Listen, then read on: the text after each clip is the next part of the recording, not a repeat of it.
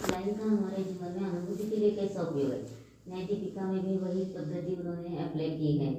न्याय दीपिका पढ़ी होगी, भाव अध्यात्म न्याय दीपिका। हाँ पढ़ी है। हाँ वही चल भी रही, वो भी हम इंदौर में करते हैं, सैटरडे शनिवार करते हैं। ओरिजिनल मतलब पुराने वाले से करते हैं, लेकिन देखने के लिए उसका भी अवलंबन है। तो उसमें भावानुवाद जो लिखा है तो सब हमारे जीवन में अनुभूति के लिए कैसा उपयोग है इस अपेक्षा से ही उन्होंने घटाया है। और अनुभूति के लिए उपयोग करते हैं ग्रंथ का अध्ययन तो हमें उपयोग है, और अनुभूति के लिए उपयोग नहीं करते तो हमें उपयोग नहीं है। तो संपूर्ण धवला शब्द भी क्या दिया है, धवमलाती विधवा सद्वा में क्या है, धव शब्द है। धव यानी पति, जो हमारे त्रिकालिक पति को कारण परमात्मा को देखता है वह धवला है। और इस कारण परमात्मा को हम जानते हैं तो हमें धवला ग्रंथ समझ में आ गया। तो हर एक शब्द का, हर एक लाइन का हमारे अंतरंग में स्वयं को जानने के लिए उपयोग चाहिए, और इस प्रकार उपयोग होता है तो ही हम उसका सच्चा अर्थ से उपयोग कर सकते हैं। स्वयं को नहीं जानने के लिए उपयोग करते तो सच्चा अर्थ से उपयोग भी नहीं कर सकते। तो गोमट, गोमट यानी सुंदर, मराठी में गोमट है सुंदर, नहीं प्राकृत में गोमट शब्द प्राकृत नहीं। हाँ तो गोमट का अर्थ सुंदर होता है। तो हमारा कारण परमात्मा सुंदर है, और उसमें सारभूत क्या है, तो अखंड जो अभिवृत्ति का विषय 7 नंबर चार्ट महाराज जी का देखा होगा, तो उसमें जो अखंड ध्रुव कारण परमात्मा है अभिवृत्ति का विषय, वही सारभूत है विषय रूप से, और उसको विषय बनाकर हम मतिशुद्ध प्रमाणात्मक साधन से जानते हैं तो अभी हमें अतीन्द्रिय आनंद की प्राप्ति होती है। तो इस प्रकार हर एक ग्रंथ के नाम का, ग्रंथ का हमारे जीवन में क्या लाभ है, इस प्रकार हम सोचते हैं तो शांति है। एक कैसेट ही की आहे का ते ग्रंथ का नाम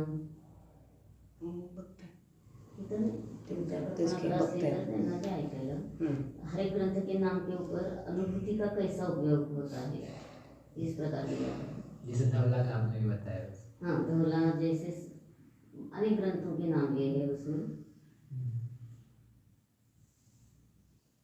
जब ये मति शुद्ध ज्ञान ही अपना विषय मतलब वो है साधन है, तो फिर उसको अलग से इतना बोलने की क्या आवश्यकता पड़ी बात। जैसे अभी आपने भी कहा, महाराज जी ने भी कहा मति शुद्ध ज्ञान पर्याय से अपन यूज करेंगे तो होगा, तो होता तो वैसे भी वही यूज है। आज लोग अध्यात्म क्षेत्र में सिर्फ शुद्ध से अनुभूति मानते हैं, और वह शुद्ध भी नयात्मक मानते हैं, तो इसलिए वो बोलना पड़ा। और समय साहब की जो 144 नंबर की गाथा है 144, तो उसमें उन्होंने मति ज्ञान है न तथा श्रुत ज्ञान है, तथा शब्द बीच में आ गया, तो मति ज्ञान से भी अनुभूति लेते हैं और श्रुत ज्ञान से भी अनुभूति लेते हैं।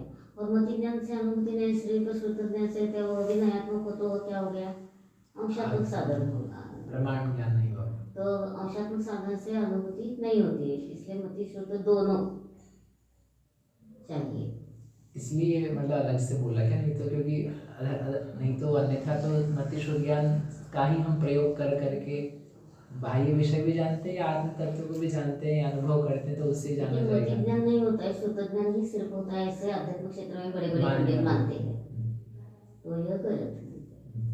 भावानुवाद एक बार आप सब लोगों के बीच में पढ़ो तो आपको यह महाराज जी की दृष्टि ख्याल में आ जाएगी। 3 लोग ही ये पढ़ाते हैं, मैं पढ़ती हूँ, मेरा देवर है, मतलब हम 3 लोग ही पढ़ रहे हैं, ऐसी पूरी क्लास में नहीं पढ़ते हैं उसको। न्याय दीपिका को नहीं, न्याय दीपिका तो सरल है। हाँ, और महाराज जी तो पहले सबको न्याय दीपिका ही सिखाते थे, न्याय दीपिका सीखे तो ठोसपना आ जाता है।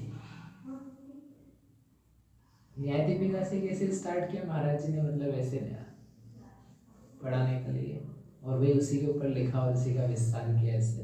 तो जो शास्त्रीय परीक्षा में है उनको न्याय दीपिका होती है, और वे कैसे पढ़ते हैं, सिर्फ लाइन टू लाइन अर्थ करते हैं, लेकिन उसका हमारे जीवन में अनुभूति के लिए क्या उपयोग है नहीं घटाते हैं। तो इसलिए यह हमारे जीवन में अनुभूति के लिए उपयोग है, यह समझ में आ जाए सब लोगों को, इसलिए वह कैसा किया है उसके ऊपर घटाया है। और प्रवेशिका भी लेते थे महाराज जी, तो प्रवेशिका तो स्टार्टिंग में फंडामेंटल है, और बाद में न्याय दीपिका में न्याय ग्रंथों की परिभाषा इतनी ठोस है कि उसमें ऐसा ही हिलने की जरूरत नहीं है। तो जो स्वयं के मतिश्रुत प्रमाणात्मक साधन से स्वयं को जानता है तो ही सम्यक दर्शन प्राप्त करता है, और स्वयं को नहीं जानता है तो सम्यक दर्शन की प्राप्ति नहीं हो सकती है। इसलिए ठोसपना आ जाता है न्याय दीपिका में, और इसलिए उसका उपयोग हमारे जीवन में बहुत है। और यह एक ग्रंथ अच्छी रीति से हम पढ़ते हैं तो बड़े बड़े सगळे अष्टसहस्र आदि ग्रंथों पर भी हमारा अधिकार आ जाता है। और अगर नहीं मालूम होता तो बाकी के ग्रंथ पढ़ते हैं लेकिन उसका हमारे जीवन में हम फायदा नहीं कर सकते। इधर एक कलश है समय सारजी में शुरू में उदयति न नय शीलस्तमेति प्रमाणम क्वचिदपि जलविद्मो याति निक्षेप चक्रम, तो उसमें कहते प्रमाण व्यस्त हो जाता है, निक्षेप नष्ट हो जाता, समाप्त हो जाता, नयों की लक्ष्य उदित नहीं होती। तो अनुभव जो है, लेकिन अनुभव जो प्रमाण स्वरूप रहता है, प्रमाण कौन सा अस्त हो जाता है। 7 नंबर के चार्ट में नीचे महाराज जी ने दिया है निश्चय प्लस व्यवहार, ऐसा जोड़ जो प्रमाण है वह जोड़ो प्रमाण अनुभूति के समय में नहीं रहता है, इसलिए उस प्रमाण का अस्त हो जाता है। और नए से यानी नए के जितने विकल्प है वे तो अनुभूति में उपयोगी नहीं है, इसलिए वे भी अस्त हो जाते हैं। लेकिन जो आपास्मृति शुद्ध प्रमाणात्मक साधन है वह निश्चित रहता है, कौन सा न कौन सा विषय होगा, कौन सा न कौन सा साधन होगा ही।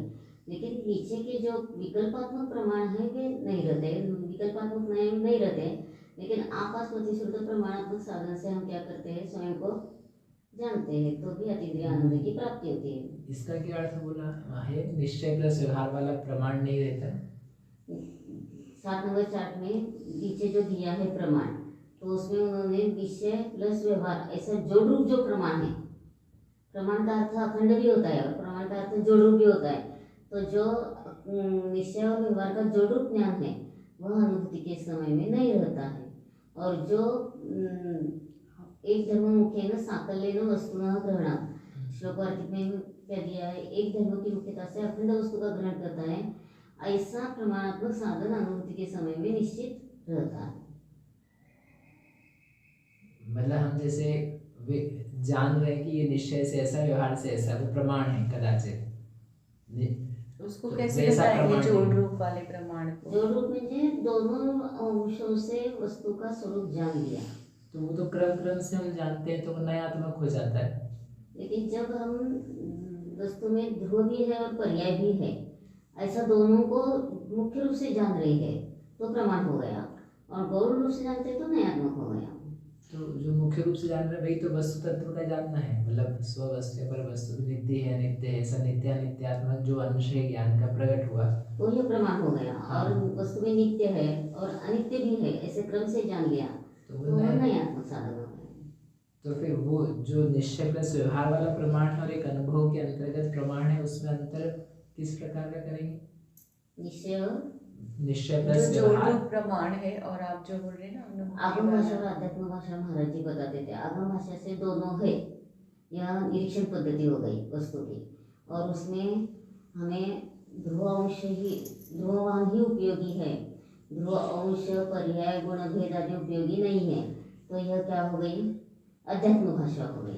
तो अध्यात्म भाषा से क्या है कि एक प्रयोजनभूत अंश को मुख्य करके बताता है, तो इसलिए वह ध्रुवान को बताता है। यहाँ अध्यात्म भाषा हो गई। वह परीक्षण पद्धति हमारे जीवन में क्या उपयोग है, तो परीक्षण पद्धति से हम स्वयं को जानकर अतीन्द्रिय आनंद को प्राप्त होते हैं। और निरीक्षण पद्धति से क्या किया, सिर्फ वस्तु में क्या क्या है, कैसी व्यवस्था है, यह बताना निरीक्षण पद्धति है, आगम पद्धति।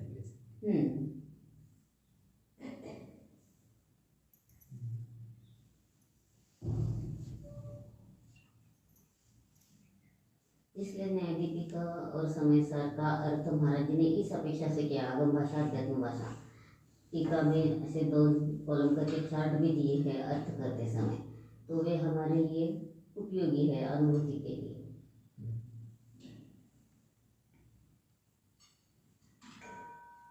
ये जो ज्ञान का स्वपर प्रकाशक में स्व का अर्थ उन्होंने दिया अच्छे से, मतलब निकाल के, वैसे इतना तो जनरली स्पष्ट नहीं रहता है।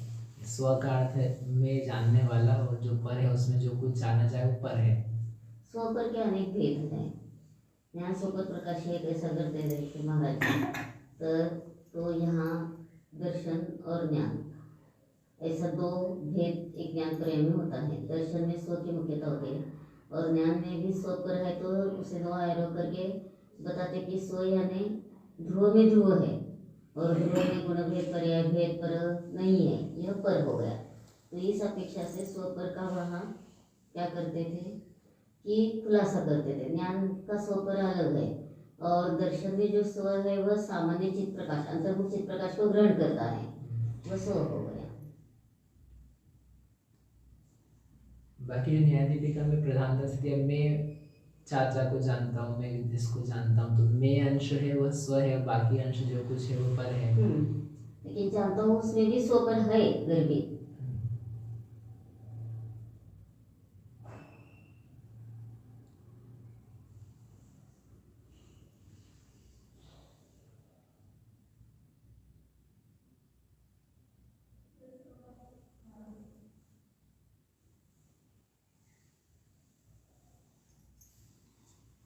और क्या दिया अष्टकौर में? आशा भय स्नेह गारों से हम सच्चे देवशास्त्र गुरु को छोड़कर देववादी को बसते हैं, तो उसका हमें फल बहुत बुरा मिलता है। तो पुष्पांजलि पुस्तक में अंत में इन ब्रैकेट में क्या चौकोला काय म्हणतात हिंदी में ब्रैकेट, तो उसमें उन्होंने दिया है कि एक कुदेवादी का नमस्कार किया तो 4 लाख परस्त्री भोगने का पाप लगता है। तो हमें लगता है हम सीखने के लिए गए, लेकिन वहाँ क्या है कि आनिका और मुनि को चश्मा नहीं रहता है। परिग्रह है ना, महाराज जिनको थोड़ी नाते कुत्ते में दृष्टि अंधुक हो गई, तो झट उन्होंने क्या किया, 12 वर्ष की नियम से लेखना ली और शोलापुर में जाने पर उनका अच्छा हो गया नेत्र, लेकिन आगे ब्रेन ट्यूमर हो गया और उसमें 12 साल का उन्होंने पालन किया, उसके अंदर ही उनकी समाधि हो गई।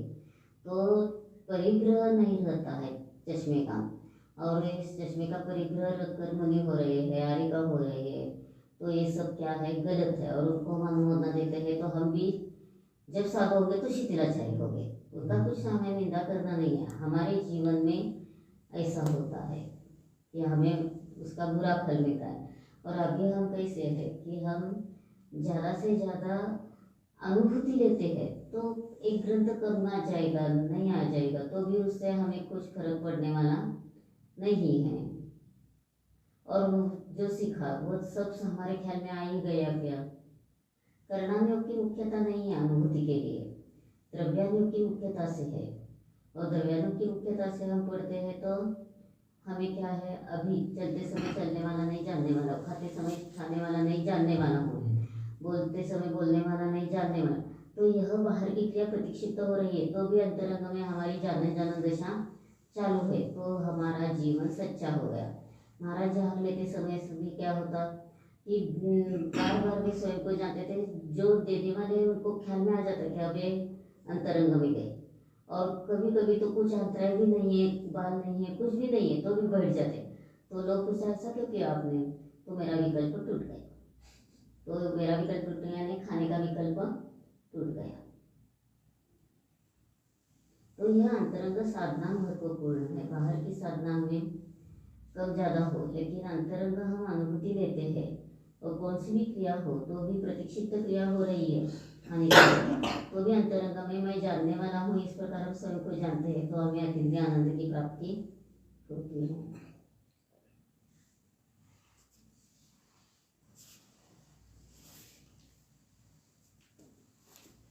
तो भी उपयोग स्थिर करने के लिए चारों नियमों का अभ्यास ठीक है, लेकिन चारों नियमों का अभ्यास करते समय हम सच्चे देवशास्त्र गुरु का ही सेवन करेंगे, अन्य लोगों का नहीं। और अन्य लोगों का सेवन करते हैं तो कुदेवादी का सेवन करते हैं, तो इस सब हमें दोष लगता है। और एक तो क्या कहा महाराज जी ने, छोटे माता जी को दीक्षा देते समय कहा 3 बातें, ऑपरेशन कभी नहीं करना, पुरुषों के साथ कभी नहीं रहना, और गाड़ी में नहीं बैठना। और ये सब क्या चल रहा है, स्त्री और पुरुष मिलकर रह रहे हैं, तो यह भी क्या गलत है या ठीक है? गलत है। तो इस प्रकार ये सब यूज हो रहा है चारित्र। क्या जरूरत है? स्त्री का अलग संग होता है और हम पढ़ते हैं ना समूचरण में चंदना का अलग से क्या है, चंदना महावीर चंदना सती चंदना, तो उनका अलग संघ था स्त्रियों का, या इनका पुरुषों का अलग संघ था। और यहाँ भी क्या हो रहा है, सब मिलकर रहते हैं तो थोड़े थोड़े दोष शुरू ही हो जाते हैं और बाद में हम पछताते हैं।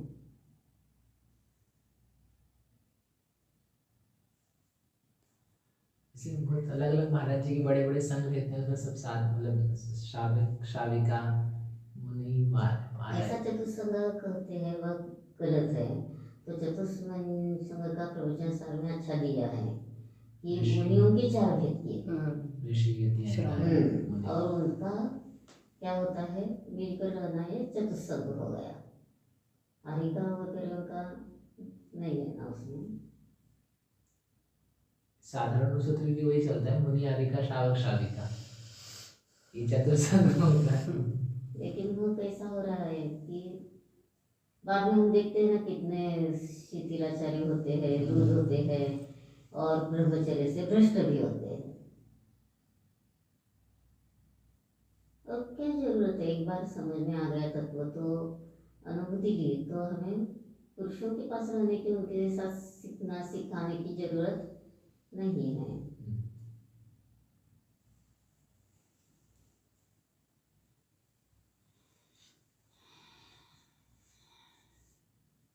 तो उसमें अष्टपद में दिया है आशा भय स्नेह वश।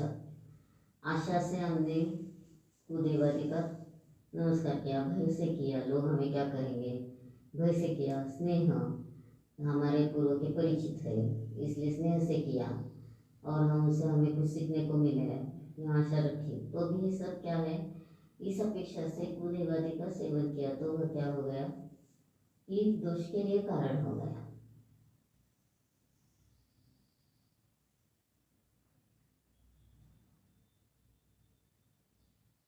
और उनको बहुत बताया था कि आपको चश्मा है तो आप चुल्ली का ले लो, लेकिन आरी का नहीं लेना, सुना नहीं।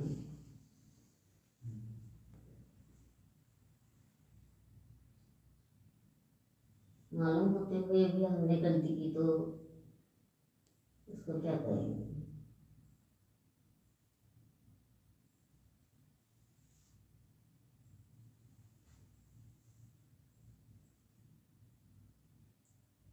अभी कुछ नया पुस्तक बना है माता जी का है 2-3 नई पुस्तकें छोटी छोटी छपी है चिंतन रूप से, ते कोणाकडनं तरी मराठी में होगी ना, लेकिन वो मराठी में होगी वो, हिंदी में भी। हिंदी में लास्ट हम लेके गए थे न्यायाची बल से न्याय शक्ति न्याय बल, लेकिन अभी भाव परिमल मराठी में था, उसका हिंदी में भी हो गया। और माता जी आने पर उनको पूछो हिंदी कौन कौन से अरे काम मंदिर में नीचे रहता है प्रवचन माता जी। हाँ सिखाते हैं अभी। आपका प्रवचन?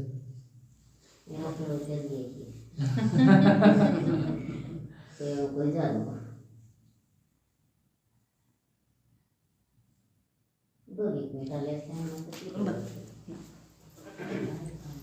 हम 2010 में आए थे सबसे पहले दर्शन करने के लिए, तो उस वक्त उस जिनवाणी की विनय रखना वो एक सीखा था, और गाड़ी में ग्रंथ नहीं लेके जाना क्योंकि फिर अशुद्धि रहती, तो वो मतलब बहुत अच्छे से सीख, मतलब चलता नहीं था, कोई था विचार नहीं था पहले, तो बस शुद्धि से शास्त्र रखना वगैरह और भी मतलब काफ़ी सारी चीज़ें सीखी थी, तो चलती रही, चल रही है।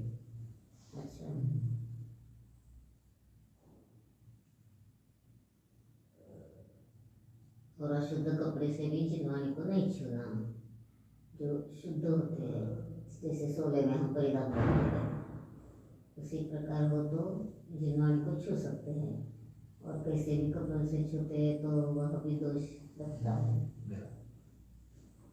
कोई बड़े ग्रंथ तो गोवर्ष आराधि को तो शुद्धता पालन करना ही चाहिए। अब क्या हो रहा है, बाहर से आते हैं उसी कपड़े से ग्रंथ को छूते हैं पढ़ते हैं, तो यह सब गलत हो रहा है।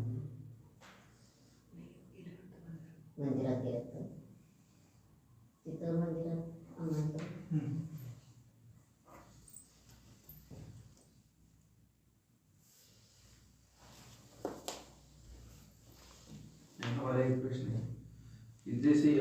शुद्धि में तो पढ़ना चाहिए कुछ तो, लेकिन नई पीढ़ी तो नहीं कुछ पढ़ रही है। वे ऐसा ही नियम लगाएंगे कंटिन्यू कि पूरी शुद्धि में ही पढ़ना चाहिए, पढ़ना ही चाहिए, कुछ प्रॉब्लम नहीं, लेकिन इससे दूर हो रहे हैं लोग। नाही मग जे असे आपल्या नुसते मराठी असतात किंवा हिंदी असतात, ज्यात संस्कृत नाही त्याला इतकं काही नाही आहे, म्हणजे शुद्धच पाहिजे असं. त्यामध्ये संस्कृत आहे, गुणाचार्यांची वाक्य आहेत, त्याला मात्र शुद्धतेने शिवायचं. आणि नवी पिढीचं समजलं तर ती पण पालन करते की नाही, थोडं थोडं सुरुवातीला नको वाटतं, परंतु नंतर किती सोपं आहे. आंघोळ केलं की शुद्ध कपडे घातले आणि लगेच शास्त्राला वाचून घेतलं तर ते काय अवघड नाही, फक्त आपण प्रमाद करतोय. तो तिथे शिबिरात जो लोग आते हैं उनको ये बताना कि शुद्ध कपड़े से ही गोमसारा जंतु को छूना, लकड़ीसा को छूना. पूरी शुद्धि रहती है इंदौर में भी, पूरी शुद्धि, जैसे कि बता- टॉयलेट वगैरह यूज भी पूरा छन्नी लगा के सब इतना अच्छा रहता है, पूरा शुद्धि के साथ लोगों भोजन को हम बोल शुद्ध के भी के साथ। रखते हैं कि आप चटाई लाओ, जिस दिन में रेस्ट करना है तो आप चटाई पे कर लो, गादी पे इस पे मत करो, मतलब इस तरह से गादी तो नहीं. नहीं नहीं, इंदौर में जब आते हैं ना सब बाहर शिविर के में। लोग, तो रूम में बैठेंगे ना तो अपने अलग से चटाई लाओ, वहाँ नीचे बैठ के ही स्वाध्याय करो, होमवर्क वगैरह देते हैं तो। ठीक, अच्छा. अपन प्रयास करते हैं, बाकी फिर जो करना होता है वो व्यक्ति लोग करते हैं अपने हिसाब से, जिसको करना होता है कर पाते हैं। नए लोग भी रहते हैं तो नहीं आता है समझ, बूढ़े लोग भी रहते हैं उनको भी नहीं आता है, थोड़े लोग रहते हैं समझ नहीं, लेकिन जो 300 वगैरह लोग रहते हैं ना सब पूरी विशुद्धि से चलता है। लेकिन उसमें ये घटाना है कि हम स्वयं को जाने. करण अनुयोग, करण यानी परिणाम के अनुआने अनुसारे योग योज जोड़ना.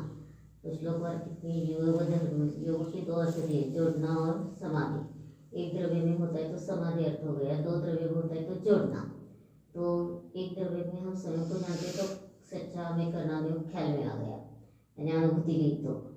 तो हर एक अनुयोग का ऐसा ही अर्थ है. चरणानुयोग, चरण यानी चारित्र, चारित्र की मुख्यता से अखंड वस्तु को अनुसारे योज, युज यानी स्वयं को जाना, तो वह चरणानुयोग है. करणानुयोग, चरणानुयोग, द्रव्यानुयोग, द्रव्य के अनुसार ही हमारा उपयोग होता है, खंड स्वभाव को हम जानते हैं. और प्रथमानुयोग, प्रथम यानी 50 इकाई में कैसे थे, प्रथम तो तावत, तो प्रथम यह शब्द निश्चय के लिए है और पश्चात शब्द व्यवहारने के लिए. तो प्रथम हमारे कारण परमात्मा के अनुसार हम जानते हैं तो प्रथमानुयोग हमारे ख्याल में आया. तो 4 ही अनुयोगों का अर्थ स्वयं को जानो, अतिथि आनंद का उपयोग यानी उपभोग किया, तो ही हमें यह 4 अनुयोग समझ में आ गए. तो इस प्रकार हर एक अनुयोग का स्वयं के लिए जानने के लिए उपयोग है. सिर्फ हम पांडित्य बढ़ाने के लिए या हमें बहुत ग्रंथ आ रही है इसलिए पढ़ते हैं तो गलत है. स्वयं को जानते हैं तो वह हमारा सच्चा ज्ञान. बराबर, शास्त्र का मूल प्रयोजन तो अपने आत्मा के लिए जाना.